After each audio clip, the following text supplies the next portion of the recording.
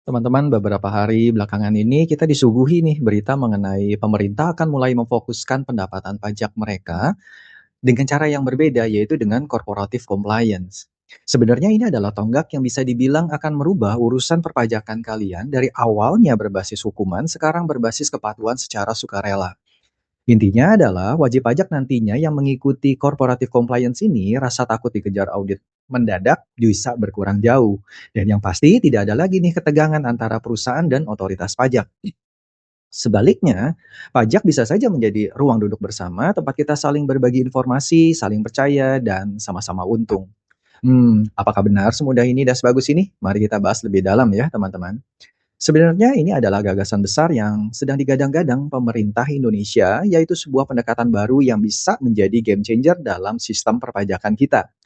Cooperative compliance sebenarnya lahir dari kebutuhan global dunia bisnis yang semakin kompleks, transaksi lintas negara yang semakin rumit, dan model pengawasan pajak tradisional yang reaktif, yaitu menunggu laporan tahunan, lalu baru melakukan audit jika ada kecurigaan. Seringkali ini menjadi terlambat dan juga ada kos yang begitu besar yang keluar dari situ. OECD sejak 2008 sudah menyoroti hal ini dan merumuskan kerangka kerja pada 2013 yang tentunya berjudul dengan Corporative Compliance a Framework. Intinya sebenarnya sederhana. Kepatuhan pajak bisa saja ditingkatkan bukan dengan paksaan, melainkan dengan membangun kepercayaan. Transparansi sejak awal, dialog terbuka, dan kerjasama erat antara otoritas pajak dan wajib pajak besar. Ini menjadi kunci sebenarnya. Di Indonesia, konsep ini mulai dipersiapkan melalui Undang-Undang Nomor 7 Tahun 2021 tentang harmonisasi peraturan perpajakan. Khususnya pasal 8 yang menekankan peningkatan kepatuhan lewat kerjasama. Ditambah lagi, Peraturan Menteri Keuangan Nomor 39 Tahun 2019 memberi dasar bagi DJP untuk melakukan pemantauan proaktif dengan sistem otomatis, terutama bagi perusahaan dengan omset di atas 4,8 miliar. Artinya, perusahaan besar tidak lagi hanya menunggu pemeriksaan, tetapi sejak awal sudah buka dulu nih informasi resiko pajak mereka. Sementara DJP memberikan panduan cepat agar kepastian hukum ini bisa diperoleh lebih dini. Namun, corporative compliance ini tidak bisa berjalan tanpa fondasi yang kokoh.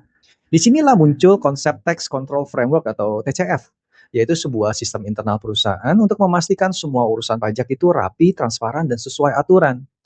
TCF ini terinspirasi dari prinsip tata kelola perusahaan global, termasuk model KOSO yang menekankan 5 komponen, lingkungan kontrol, penilaian risiko, aktivitas kontrol, informasi, dan komunikasi. Tentunya monitoringnya juga. Dengan kerangka ini, perusahaan bisa mengelola risiko pajak secara sistematis. Sementara DJP dapat memantau dengan lebih efisien tentunya dengan teknologi. Jika kita menengok ke negara lain, hasilnya sebenarnya cukup meyakinkan. Tapi ingat, ini diambil khususnya untuk negara-negara maju ya teman-teman. Nah, Belanda sejak 2005 menjalankan horizontal monitoring yang menurunkan biaya admin hingga 30%.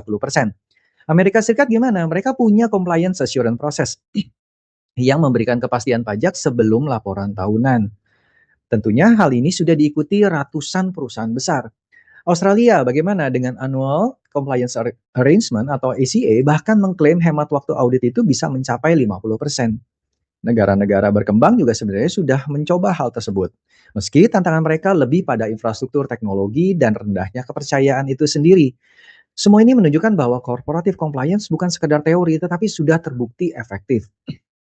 Keuntungannya tentu jelas. Bagi negara, penerimaan pajak bisa naik lewat kepatuhan sukarela, mendukung tentunya target ambisius nih di tahun 2026 ini yaitu sampai dengan 2.300 triliun.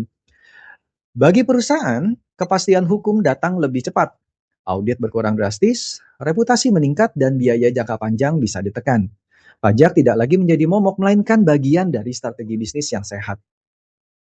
Meski begitu, Indonesia punya tantangan khas. Ya, seperti yang kita ketahui, budaya korupsi yang begitu melekatnya bisa membuat hubungan dekat antara ya DJP dan perusahaan bisa disalahgunakan untuk keperluan yang tidak baik.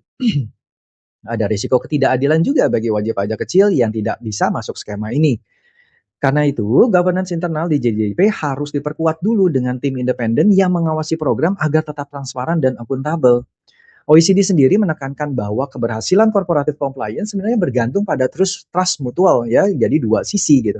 Nah, kerangka kontrol pajak yang solid, teknologi aman untuk berbagi data, dan pelatihan petugas pajak agar bebas dari bias serta evaluasi. Nah, ini yang paling penting yaitu evaluasi.